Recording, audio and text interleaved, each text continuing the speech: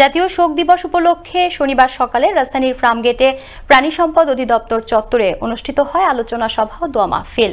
Bangabandhu veterinary পরিষদ কর্তৃক আয়োজিত এ আলোচনা সভায় প্রধান অতিথি হিসেবে উপস্থিত ছিলেন আওয়ামী লীগের যুগ্ম সাধারণ সম্পাদক কৃষিবিদ আ.ফ.ম.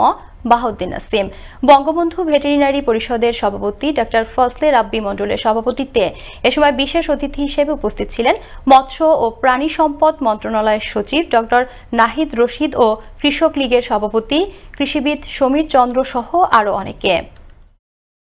সারা বিশ্ব যেখানে সন্ত্রাসবাদ, ধর্মীয় সন্ত্রাসবাদ এবং জঙ্গিবাদের জন্য, নিরাপত্তার জন্য প্রতিটি মুহূর্ত লড়াই করছে, সেক্ষেত্রে মির্জা ফখরুল ইসলাম আলমগীররা বক্তৃতা দিয়ে প্রতিদিন বলতে থাকেন প্রকারান্তরে জঙ্গিবাদীদেরকে, সন্ত্রাসীদেরকে তারা প্রশ্রয় দেয় এবং তারা আশ্রয় দিয়ে বাংলাদেশকে সন্ত্রাসের জনপদে পরিণত করতে চায়।